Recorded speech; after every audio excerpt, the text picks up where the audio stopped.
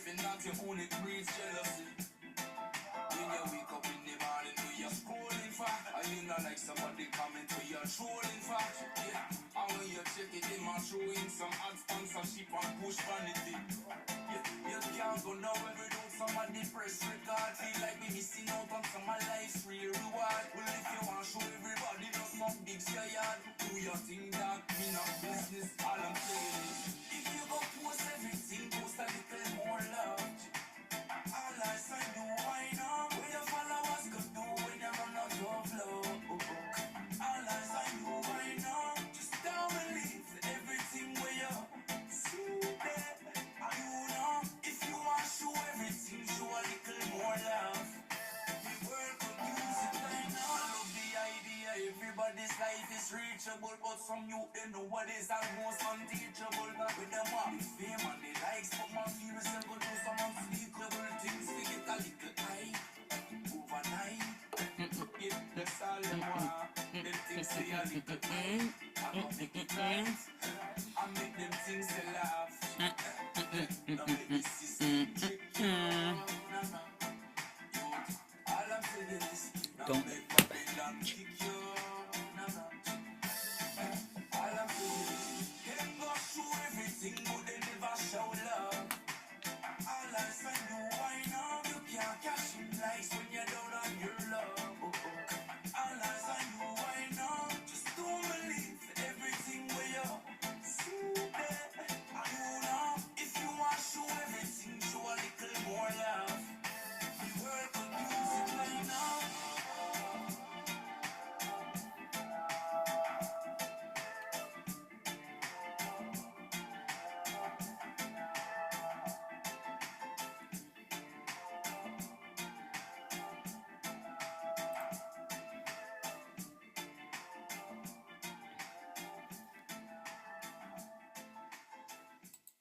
All of us catch hell from the same enemy. We're all in the same bag, in the same boat.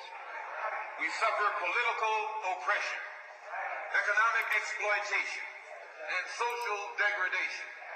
All of them from the same enemy. The government has failed us. You can't deny that. Anytime you live in the 20th century, 1964, and you walking around here singing, "We shall overcome," the government has failed. And the white liberals, who have been posing as our friends, have failed us. And once we see that all these other sources to which we've turned have failed, we stop turning to them and turn to ourselves. We need a self-help program. And here we are. Greetings, Hotep Aguaba, bless up, and welcome Black to the recovery zone of racism non-anonymous, that revolutionary 12-step self-help program that has been uniquely designed with you and me, the African, in mind, designed to support our healing and recovering from the shit that has been dumped on us and the world's people, just for the record. And understand the shit is traumatic stress of the human intentional type. And here we are, 60 years later, with that self-help program. I am Sis Abena Africa, the recovering African, who is and remains and is struggling to get free from the cultural enslavement. Culturally enslaved here in America. And I am a representative from the voices in the margins, true to the cause of African liberation, first and foremost, via unification, utilizing the tool of healthy and effective communication. Healthy and effective. If what you're saying, how you're saying it, the way you're saying it is not getting you what you want, then it is not effective. If what you need to say, want to say, trying to say, said, and it was hurtful to you or another, then it was not helpful. It was hurtful as opposed to being helpful and effective. So that's the key for us to focus on: healthy and effective communication. That's the tool that we must use if we want to get free and we want to grow and change out of the shit that has been dumped on us, that we are swimming in, that has hit the flip flop and fan, and it's flying all over the place. Shit. Shit. People slinging their shit, their deep emotional wounds that have been unhealed, untreated, unlooked at, disregarded, marginalized, minimized, pushed aside, buried in the recesses of one's mind. And people refuse to shut their flip flop and mouth, close their two eyes, and breathe. Slowly in through the nose. Shut your fucking mouth. Breathe in through the nose. Hold it, hold it, hold it. And then slowly release it through the lips, through your mouth.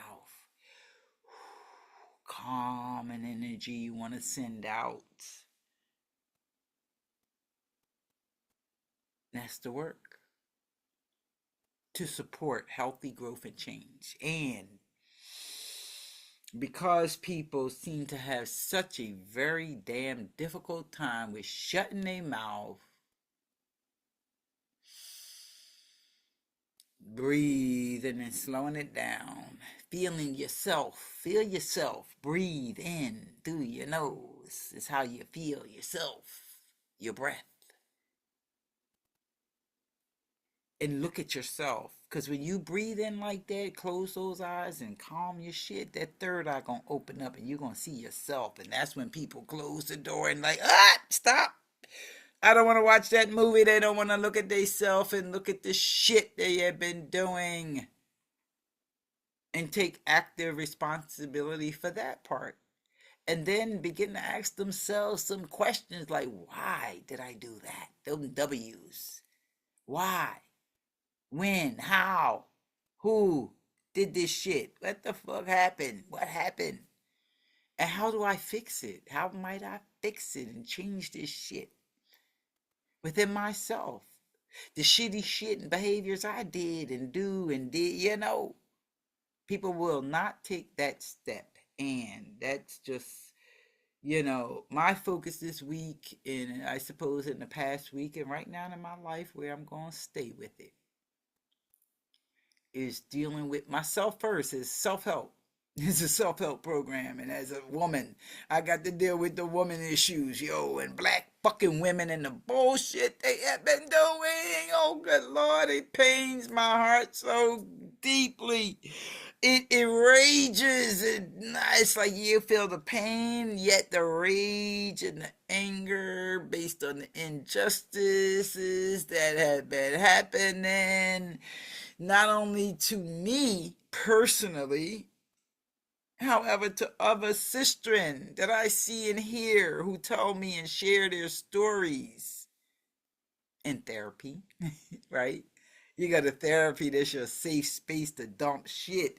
And because this is a safety zone, the recovery room and the recovery zone here, this is the safe space. I handle it. I can handle your shit, because I have had my own shit I learned how to handle and manage, and like, okay, and understand the shit. And the shit that I've been living with and dealing with is the same shit everybody dealing with in their own little fucking way, right? So I've gathered the tools and been through the shit. So I handle it, and I hear shit, and the shit I've been hearing about black women, woo, breathe. I have to breathe. I have to pull myself in for and calm that part of me, the mommy in me Mama Africa, Mama Earth, the mommy that is me. Ah, I want to come at you with the flip flop at you. What the fuck happened to you, sister? Sister! Oh my God, sister! Oh shit! What has happened to our black women with the bullshit behaviors they are engaging in, not only with their own damn children, in their families, on the communal level, on a broader fucking societal level, and how they treat we, the fucking people below them, so to speak. Your child is in a position below you. You are in a position of authority. Your friends, even in our communal relationships, you may have a certain level of status based on whoever you are partnered with, and or based on your spirit and your personality. Are you the life of the party? Are you the one who seeks attention and garners and gathers all the attention and do and say shit so that everybody looks at you and big up you in the community, and that you have a tendency to minimize, marginalize, and gaslight your friends to reduce the competition, so to speak? Because we are all taught and socialized and trained how to fucking compete with each other. So we do it in our community, in our relationships. The things I hear from women, black women in particular, first and foremost, I'm focused on. I hear from all other groups, yeah, this is a self-help, so I'm focused on myself as my black self, my black family, my black fucking community and the society, black people. And yes, all we learned this shit from them. That's a whole nother step in the process. First things first. Step one. Admit to your damn self the shit you're doing and how the shit is impacting your life. That's the work of recovery. Yeah. Woo! So where was I with the black women shit and stories that I hear on the societal level? Supervisory positions, black supervisors, black execs, black directors and CEOs of organizations and agencies. The sisters who are up there making it. And of course, the highest level of societal shit, yeah. Is the celebrities and the entertainers, the Oprah Winfrey's, who everybody across the fucking planet knows. That's the highest level.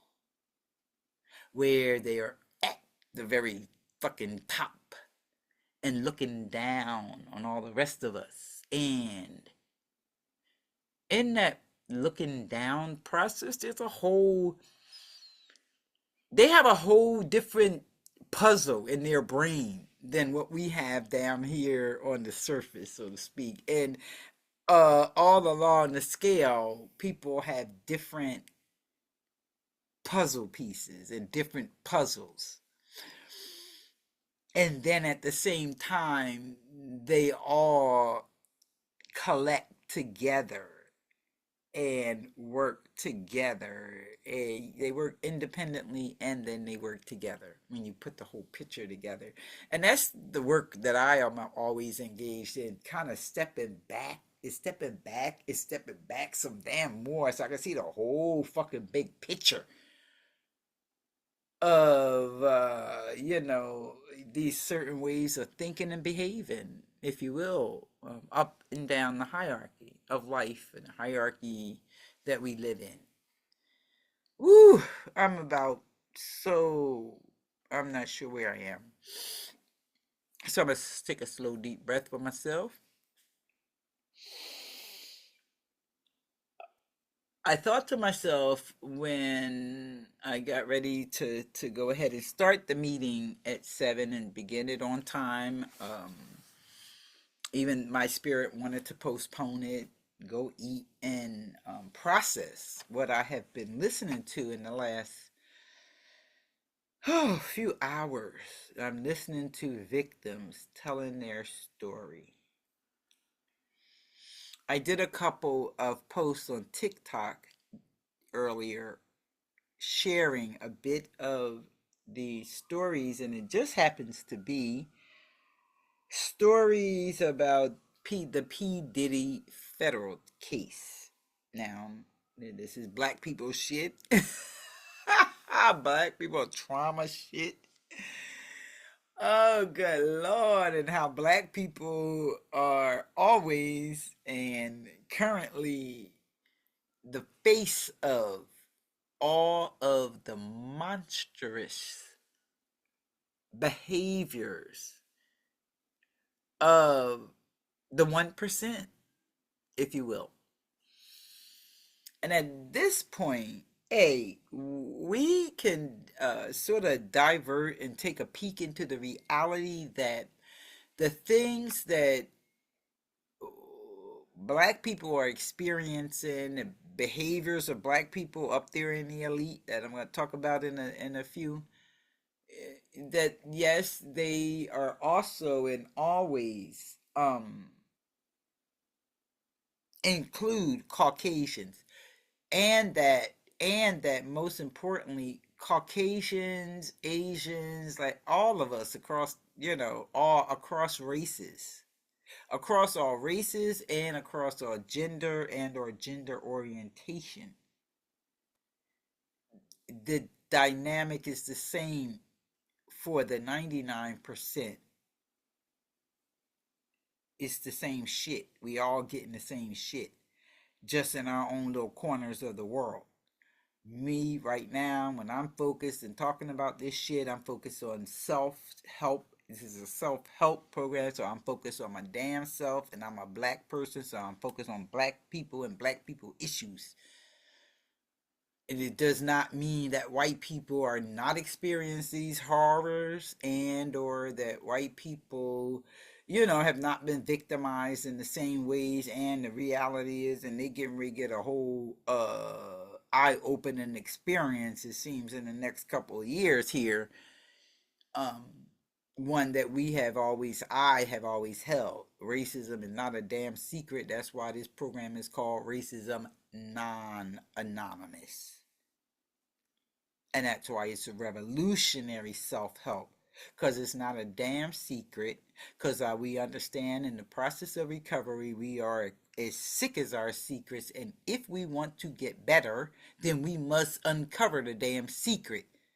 Black people, y'all, you know how we tell our men, take your ass to the doctor, see the doctor, uncover the shit so you can fix it. But they won't go. They won't go uncover it. They won't go and find out. They won't go and know until the shit catch up, and boom. Now you have diagnosed with this and that, and now this is what you got to do, because you wouldn't go to the damn doctor. You can't, if you don't identify in the wound, you cannot address it. That's the deal. You have to uncover it and look at it.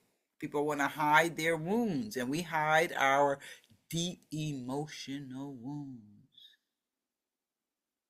We hide, we bury those very deep emotional wounds. And deep emotional wounds are caused by mental and emotional stress and distress, mental and emotional abuse, physical, emotional neglect, sexual abuse, taken from you something that you did not voluntarily give to another motherfucker, your pocketbook, your body,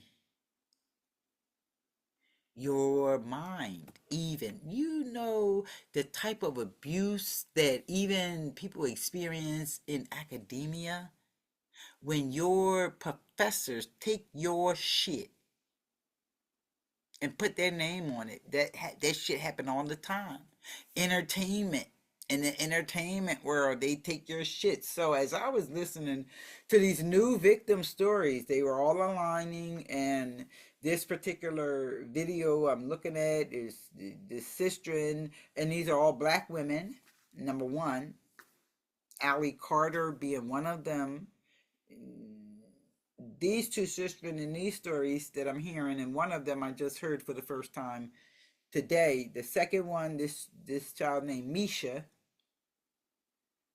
I have been hearing her. She was labeled as a Jane Doe, and now she has come out and revealed herself and is telling her story about how she came into contact with Diddy and her story of her life with Diddy. There's this second woman now, another victim, who also met Diddy back in early 2000, and she worked for him. She was a dancer. However, as the two of them have been telling their stories absolutely corroborate Sister Allie Carter, who has been telling her story. From what I understand right now, and I just heard she's been silent for a week, and so we don't know where she is and if she's safe and or if they took her out, unalived her, as we are allowed to say. And it is so very distressing and disturbing and enraging, the level of injustices that have taken place.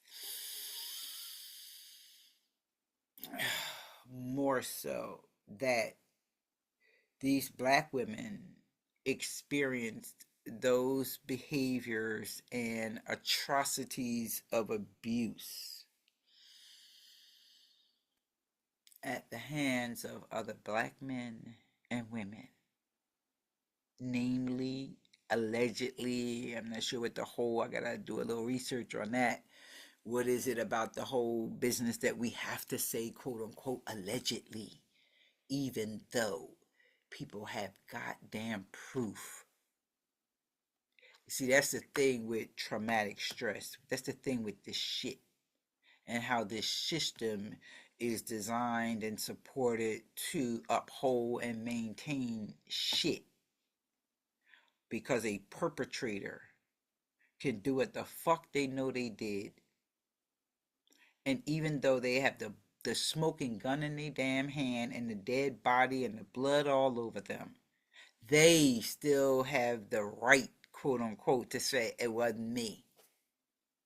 And the victim, if they survive that shit, and there are many who have survived it, there are victims who have survived. I'm a fucking victim, and I don't have no shame in telling you how victimized I have been, and how victimized I have been by your fucking black women in my life. If I just focus on that area of black women, and how you have intentionally done shit. My oldest sister, first and foremost, now I will tell this shit. Intentionally marginalized, gaslit, kicked me out the fucking family, so to speak. Organized the family around your shitty ass thinking, competition and bullshit. So I had to put you down to put myself up. Bullshit. Black women shit, because in our generation we were taught how to fucking know. It was no longer of the village. It was no longer a village. It's my child, it's my child, my child. You don't tell my child, you listen to me, you don't listen to nobody else. They don't know this and they this and they that and they that, and that's what you're telling the damn child about me. So your child never get to really fucking know me for me. They know me through you and your shit, and you never want to take responsibility for that shit. However, you done made your transition and left all these fucking shit stains here. Yeah. That's starting off on the fucking family level of black women shit. And on the family level with black women shit. You know how many black women I hear stories and hear what black women are doing to their children? Like, what the fuck? The experiences and the stories I hear from black women, even in their 30s and 40s, yo, how their moms treated them and behaved. Black women fucked up. Deep emotional wounds. That's what it is. That's what this shit is. Like, oh my God, what happened to your mother? Something happened to her to make her do this shit. Something happened. What the fuck happened? And let's dig into this shit and let's see where the shit is, so you can dig up the roots that have been planted in you. And then you can begin to weed out that shit. The mom and them didn't do it on purpose. They really didn't. They didn't fucking know. And I know that. So that helps me. And it's work to get to that place of acceptance. They was fucked up. I understand how this shit happened. I understand why my sister did what the fuck she did, how she did what she did. I understand how even my black mama and all my black aunts, the generation before us, they all knew that the shit that I was saying had so much power. However, and at the same time, they had already been, I don't know, so socialized and ingrained in the system in a way where they were not going. My mom told me they would kill me if I continued, my course of thinking and work and shit. She said they will kill you. You can't do, like they'll kill you to talk like that. And what is talking like that except telling the fucking truth? Which since as I was a little kid, you told me I was supposed to tell the truth. I went to little Bible to church and Bible study. We went to church on Sundays. They came and picked us up from the hood and took us up to the Catholic church and all that shit. And I felt that spirit and energy as a young child and understood some shit about truth telling and all that. However, when you tell the fucking truth, they murder you. They murdered Malcolm.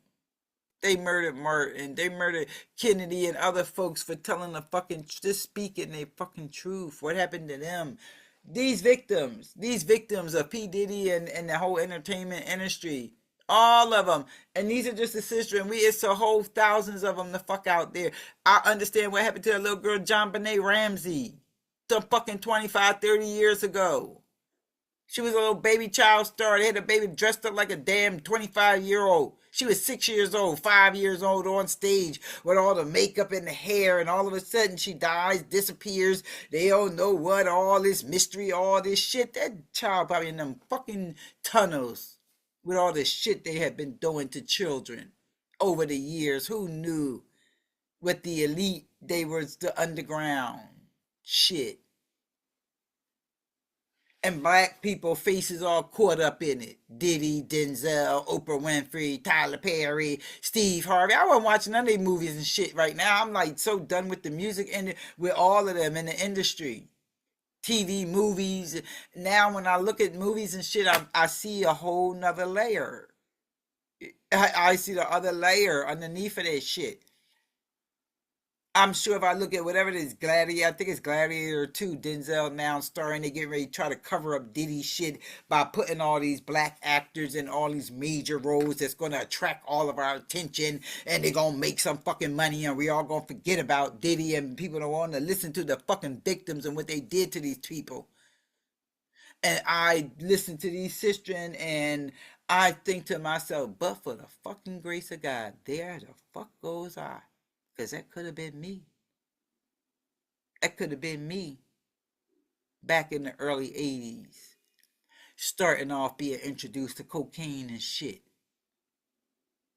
And having a sense that I could be a dancer. Fucking I had that, I forget who I said it to. I said it to somebody, my family back then. Some other spiritual shit happened, and I guess I'm coming back to and connecting, yet it could have fucking been me. But for the grace of God, as we recognize in the field of addiction, recovery. Yeah. And what can I say? I'm gonna play a little clip. We are on like the last, I'm on like the last, look like 10 or 15 minutes of this interview that was done with the sister. And the one who is speaking now is Misha. She was a child when she was introduced to the Diddy camp and all that shit.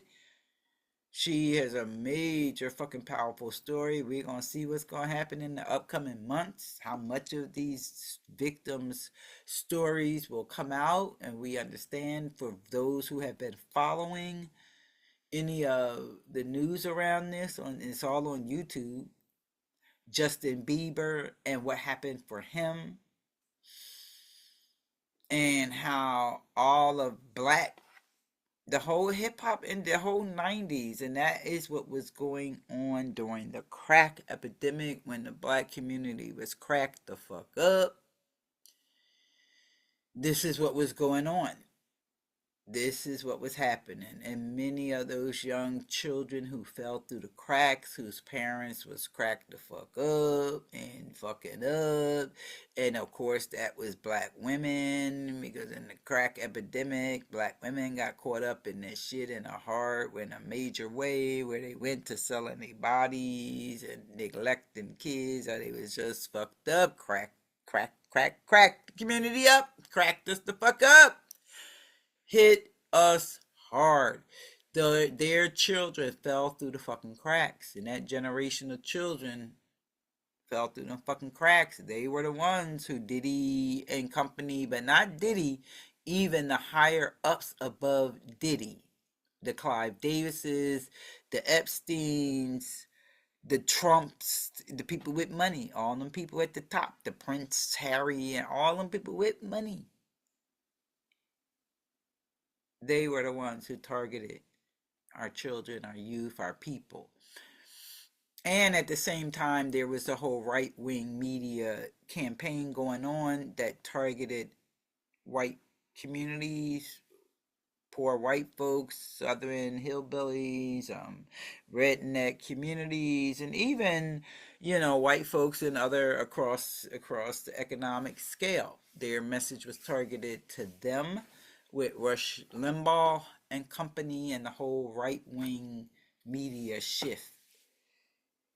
And those two things were going on at the same time, and they were pitted against each other. Also in the white, poor white community, we had crack, they had meth. There were meth addicts. There was meth in the poor, in the lower class white community. They had meth. In the lower class black community, we had crack. And up the scales of hierarchy and class, across all the groups, there's all this other shit going on, right?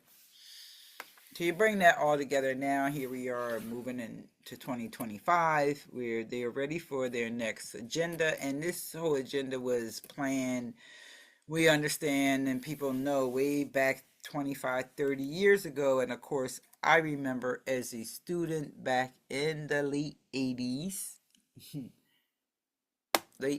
early 90s, learning about the Project 2025 and what it would mean. And we studied that in social work arenas, learning about the Heritage Foundation and different shit. Here we are. So let me let you listen to just a couple of minutes of the sistren talking here, and I could take a break, take a sip of water, rest my thought, calm my spirit and my energy for a bit to see how we're going to end this meeting today. That's where he messed up, I feel like. Because other than that, if people would have just kept doing what they was doing, wouldn't nobody ever help nobody. Like, but here's the deal. Okay, I'm not trying to be funny, but I was in the containers that said green on it. I'm talking about I've been in the ocean. I held on to a girl, which was Allie Carter. I held on to her. We hugged each other because we were being shipped and we thinking we about to die because it's a storm and it's the middle of the ocean. Unalive. I mean, I know we thought we were gonna be unalive because we are in some crates. We can't see. We just hear it. We just feel it rocking like it's about to fall. We could have fell into the ocean and been dead. Like, I'd be thinking, we could have been unalive. Mm-hmm. Now, please get my mind together so I can get with the program. Listen, it took a while to remember it too, and I've been doing this for a few months now, so don't beat yourself. We could have been unalive, and I just want, if Allie Carter looks at this, I just want to apologize to her because she reached out to me probably way back in 2012, and she said people were after her, and I'm like, girl, I don't want to meet you because people after you. You ain't about to bring them to me because I didn't know what the people is, but I just want whoever the people are to know I'm not scared. I'm not scared. They gotta live with that. They're going to have to answer to God, whatever God they have. They're going to have to answer to God. People use the law, they twist it around to get justice when they are corrupt. They're going to have to answer to God. And I feel like it's a higher power. And I feel like he's telling me he's going to back me up. Just speak. Don't be scared, because the only person I should be scared of him, but I've been running from him. Thank you for letting us see these women for who they are and not a headline. What did I tell you? Didn't I tell you that's what my intent is? I don't want a news blurb. I want you to reclaim your life, reclaim your name, reclaim your dignity, your integrity, everything. Yeah, I have a voice. I feel like somebody had my mouth sewn up, but like I feel like I'm having peace with understanding, and it's about the letting go. It's forgive, never forget, but I always live my life as forget and never forgive, but it's forgive and never forget. But it's like I forgot about it. Look, I live my life like I never was in this lifestyle. Like, wow, wait, did you just peep that? Forgive, yet don't forget. Forget, yet don't forgive. And that's what we do. We tend to work to quote unquote forget, and not realizing that when we work to quote unquote forget, we are then not able to forgive. If we're forgetting about it, we're not able to forgive it. I think she just said, it's about learning. I'm gonna forgive, however, I'm not gonna forget. And that's the difference. I forgive you for what you did, and I will not forget, because I don't want that shit to happen again. If I forgive and then forget, that shit tends to happen again over and over. And that's just pretty powerful. My battery on the tablet running out. People ask me how I lose my We're going to end with this. Really can't answer that question, but I lie. And like my person I'm with now, the stuff that's more shocking haven't even came out of what happened to me. Well, here's the deal.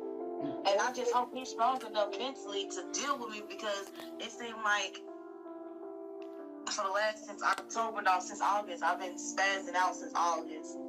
But I've been going to church faithfully, or getting healing spiritually, like reading the Bible for myself and trying to understand these, like, not to be scared of all the shadows that are around me, but I always feel like something is here, and I'll be like saying it's the presence of God, then it's demons. My spirit, my gut is telling me that you are good people, and you're gonna bless. You helping so many people, and you don't even know it. And God is about to elevate you even more than what you are elevated, and we're gonna get our justice. I pray we get our justice. We have to get our justice. Our healing justice at that, Lord. And then I was venting, and then I was mad at her, but I'm kind of happy she told, because by her telling my story made me come out, because nobody can tell your story like you. But do you think he's going to get out?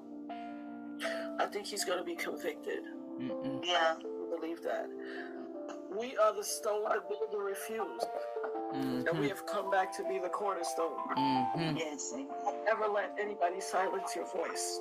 Yeah, and it feels so good. I feel like I've been trapped in a dungeon, in the dark, in the box. I've been living autopilot, but my spirit, my soul has been broken, because I want the world to know the truth of what happened to me. I don't care if I get on people's nerves. It happened because I probably talk about it so much because it happened to me, and it's like it happened to you. Then you have to get somebody to believe you. So it's like, why should I even speak? And I want to take a moment to say shout out to Allie Carter. Sis, we love you. If you're watching, or anybody that knows her is watching, please speak out, because this suffering is not in vain. Oh, I don't feel bad with talking, because I thought by me talking, it was going to mess up the case. So that's why I'm even more hurt. Yes, I love this. I love this. Ellie Carter, we love you, sis. We're standing with you in the gap. We hear you. We Forgive believe me. you. Please, let's talk. I want to hug. I'm not scared of the people. I remember she was like, yeah, they're after me. And I'm like, well, you're not coming to my house. Because I didn't know who was after her. And after that happened, it was like a whole bunch of weird stuff started happening to me. Like the same people that was hopping over gates and going to her house in white cars, knocking on the door. Like that stuff started happening to me. People started sending me food. Don't take no food. People start mailing you food. It was just, and I don't know how they got my address to mail me food. And So you're right to be suspicious. I went through it 25 years ago. They were having 4 blacked out SUVs parked on the corner of my house. All of them. them was the cars that kidnapped me. Listen, you ain't gotta convince me of nothing. I know.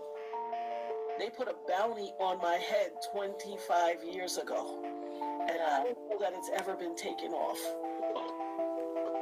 God, ain't nobody got power. Don't nobody care about no hitman. Hitman been and blew up before he got to you.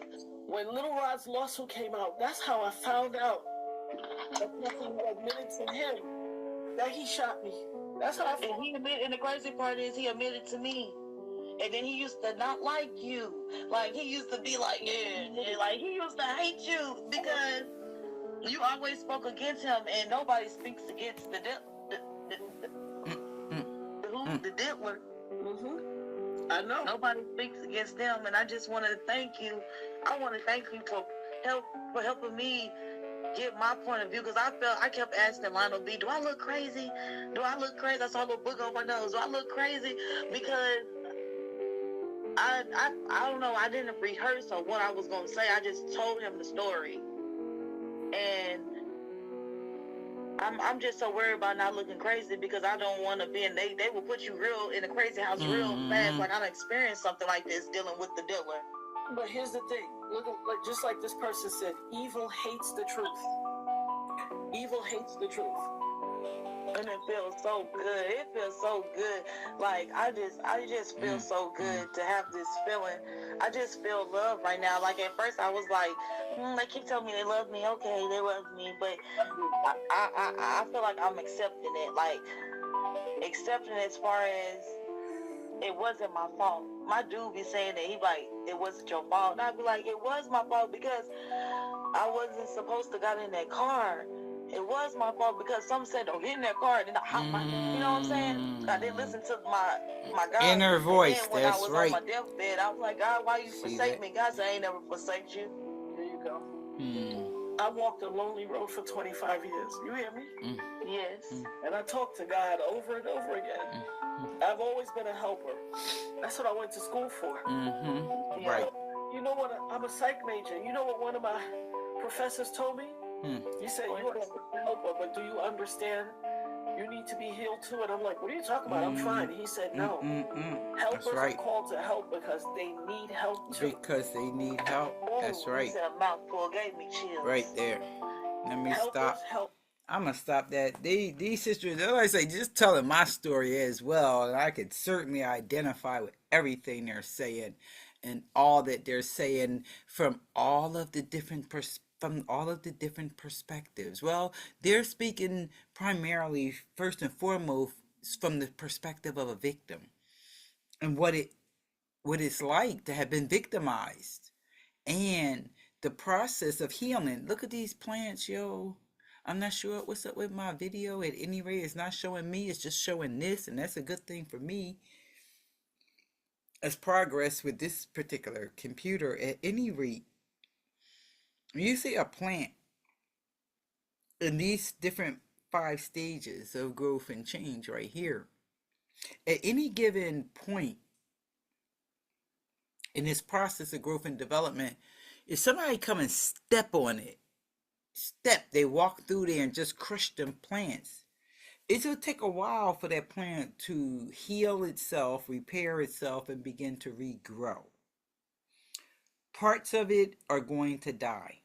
The root underneath of it is rooted and grounded, and when you're deeply rooted and grounded, the way some of us are deep, quote unquote, deep thinkers, i.e. that means we're very deeply rooted. while we experience a whole lot of shit that people step all over us because people don't want to hear our voice, the voice of victims, people who have been stepped on and fucked over, right? However, we survive. We've been victimized, and that's my thing. I have no problem with acknowledging I am a victim and I have been victimized. Yes, that ACE thing, I have a 10 for 10 on the ACE score. That means I have experienced from the age of 0 to 18 some significant childhood traumas. And then, life continued and you move into our adult world. And of course, we experience all kinds of trauma from our community, and then more so on the societal level where we experience the most direct impact of societal level shit. We experience that when we move into adulthood. Childhood, we experience family violence, communal violence, and then throughout, because of what we experience in our family and community and then the broader society, we fuck ourselves up. So on the individual level, we hurt ourselves as we try to work to make sense out of all of the hurt that we have incurred from outside of ourselves.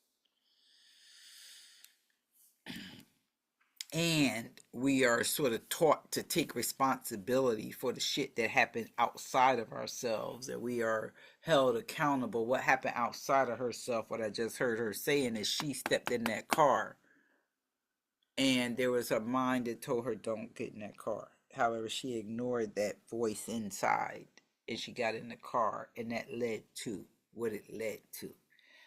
It's triggering the 15-year-old in me who knew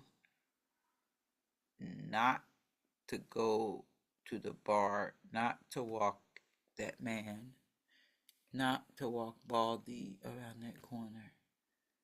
He wanted me to walk him. My mom wanted, I don't know, they wanted a 6-pack of beer or whatever the shit was. I was 15. My cousin, I think Tony, my cousin, was like 9 years old, 9 or 10. And it was only she and I at the house that particular night. It was a weekend, Friday or Saturday, and he asked me to walk him to the bar to get this beer that he was getting for him, my mom, and my mom's man, Mr. Phil. And inside my mind, my spirit said, don't go. And I didn't want to go. My mom was like, oh, she was drinking. She was already drunk. Oh. I tried to get my cousin to go with me. She wouldn't go. She knew the 9-year-old. She was like, I ain't going. I'm going to sit here. I'm like, come on, go with me. She wouldn't go. So I went. And all the way, all along the line, my spirit was saying no. And he was being more and more aggressive with me, kind of forcing me, pushing me along. And the kid that I was, the kid that I was, went and knew that this was not going to be a good thing for me. And it wasn't, because he did rape me, took me to his home. His mother was in the house, and his black mother was in the fucking house. She was there. She was in her bedroom. She was in the front room. He had the back room, and there was a middle room and the bathroom in between. His room, when you walk up the steps, that was the back room. That was his room. She was in the front room, and she says something and talks or whatever. So she knew. And, he took me in his bedroom. He showed me his M16 rifle. He showed me all of, he had court papers from when he had been incarcerated before and how he got out and what he did. He had got incarcerated for raping a child, a female or some shit, something like that. And then he proceeded to sexually assault me. And because we were taking so long to come back from the bar, he got a phone call with my mom calling, like, where you at? And then that's when we wrapped up and we went back. I don't know. All I remember is when I got back, I went home, I went straight upstairs, I went straight to the bathroom, I closed the door, I didn't want to say shit to nobody, I didn't want to say shit to my mom.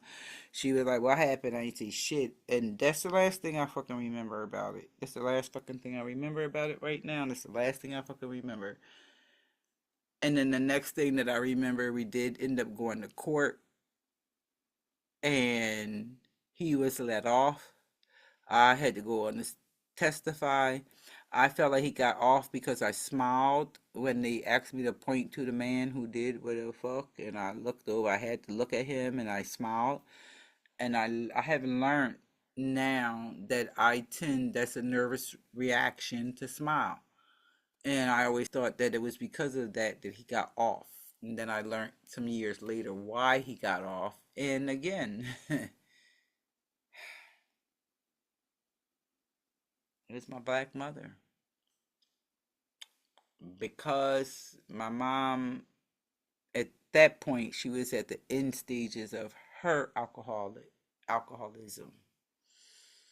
and because she needed a drink, and because this man's mother ran a speakeasy, and that's where people got the liquor and shit from. I forgot her name. What was her name? His mom, Miss. Oh, it'll come back to me in a minute, but I can't think of it right now. However, she ran a speakeasy, and my mom wanted to buy some liquor. She wouldn't sell my mom no liquor unless my mom dropped the charges against her son. I was a minor, so I had nothing to say or do about it. I ain't know shit. And my mom dropped the charges in order to get that drink. It wasn't long after that my mom stopped drinking and began her process of recovery. She was at her end stages of alcoholism at that point. So I understand that she did what she did and why she did what she did. Lord help us. Oh, it hurts. It hurts. I feel it. It just opens my mind and memories to the experiences that we as black women have had historically in this society, American society, and how our bodies have been used and mistreated in the ways that we have been mistreated, whereby we have become comfortable and able to rationalize and you know allow shit to happen, even though because they had no choice. Look, when I saw a couple of years ago a documentary called, and it should be coming out right about now because it was done around Thanksgiving, looking at the history of food production and migrant workers, and how back in the 1940s and 50s and 60s how food was transported around the world. And this was a time during the agricultural period where migrant workers, sharecroppers and all that shit was pretty prominent. And the life of migrant workers, though, was just horrendous. I forget the name of the YouTube. It's called The Harvest or something. Pretty powerful. It's only about an hour. However, it just really show you a world and how child um sexual shit happened. Children normally explore their bodies, and when you have to leave children alone for hours unattended by an adult, children are going to explore themselves and their bodies. And during that period, you had male and female young children, all minors, looking out for each other in very horrendous conditions. And that supported, you know what? Sexual contact. I guess I could just only say, I remember in the 60s growing up with the family, and my family, and the grown-ups was downstairs drinking and partying, all us kids, all us cousins, male and female, the young kid cousins upstairs, and the older cousins telling us to do this, and we playing Naked City, and we playing all these games, quote unquote, games that involve sexual contact that was inappropriate. But because there were no adults monitoring that shit, and anyway, those adults had experienced the same shit themselves, so they see it as kind of quote unquote normal. And we don't learn how to listen to our inner voice, and so we make decisions and then we blame ourselves for it. And we make these decisions in childhood. Like they made those folks meant the diddler, they meant them in childhood. She did, and others it was through force and other manipulative functions and factors. I didn't know that. I did not know, and I didn't know that story was coming out of me right there. Yet, it as I listened to the sister talking and sharing her experience, and yes, I could most certainly again identify with the story of the victim and having been harmed by, um, you know, a black woman, if you will. What message does it give us as black women and as black children, when another black woman who looks like me can or will do something that's very hurtful and sort of ignore it? My mom, I think she did apologize to me later in life. We talked about it. My mom did obtain her sobriety before she made her transition, and she maintained that sobriety for what, 20, 25 years or so, or before she made her transition or more. And we had conversations about things that happened. My mom told me also a few things. She told me I was good at what I did as a therapist and a listener, a social worker, because she told me she was a hard nut to crack, and apparently I cracked her. We were in one of our conversations when she cried, and as we talked about some different shit, and she said, "You good? Because I'm a tough nut to crack." And I still hold that memory, and I smile and I see her, and I am the third child, number three of her five, and apparently I was the one who was seen to quote unquote look the most like her, even though all of us, her children, including her son, we all look alike. Once you've seen one of us, you've seen us all. And my parents, neither of them, my daddy couldn't deny none of us because we all looked alike, right, in that regard. Yet, and at the same time, I was the one that was mostly attached to or assigned to the closest, the one who looked the most and was most like my mom. Part of that is because I was also very intellectually oriented, and my mom also in her earlier years was very intellectually oriented. Yeah, she did obtain several successes when she obtained her sobriety. She became a dental technician and then got her LPN license, and she probably would have done a whole lot more had she not been introduced to alcohol and the way she was, and life went the way it did back in her time in the 60s, moving forward, and then becoming a single mom of five children and blah blah blah blah blah, right? Yet at the same time, I could see what happened for the women during those generational shifts and changes and periods, and what they experienced, and the ways, what they thought, the ways they thought, and what they did, and how they worked to do it. And so at this point, for me, when I think about my experiences, I'll say in closing, when I think about my experiences with black women in my life, and I'm just going to focus right now on black women in my life from the family level and communal levels, yeah, just the family levels, even.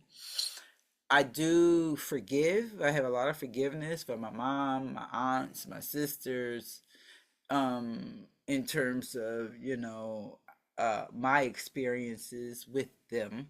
I forgive them for the harms that I incurred from them. I understand the whys and what fors and so forth. I also recognize and respect and hold on to the memories and the love, um, the times, always about the both and the shit and the sugar. I can see the sugar as well as the shit.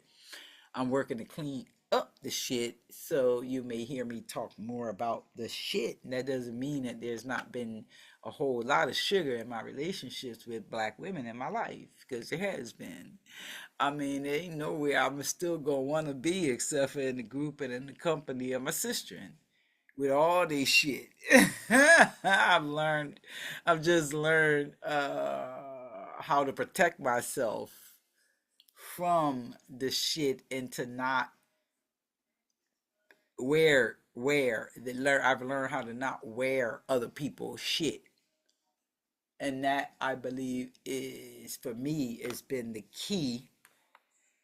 And that's about a boundary and learning how to establish and maintain healthy boundaries in my relationships with folks, starting with myself as a black woman and black women in my life, and maintaining a certain boundary that I need for me first and foremost, because I know black women are full of shit. And I know they're full of shit because as a black woman myself, I understand the shit I had been full of and the work I did to fucking clean it up, yo. And I know that I have cleaned up a whole lot of my shit, and you can't come at me telling me shit about me and my shit, because I know me and my shit. Are you looking at yourself and your shit? It's question. Don't come to me telling me about my shit. Talk to me about you and your shit, please. Yo, and that's the deal. So I say to you, thanks for listening to me share. It's another meeting in the recovery room of racism.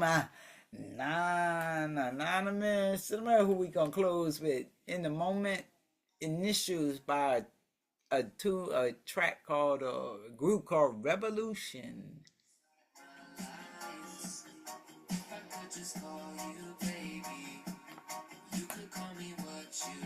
Kaha. Take a glance at the sunset tonight. Let's carve our initials and I rock for life.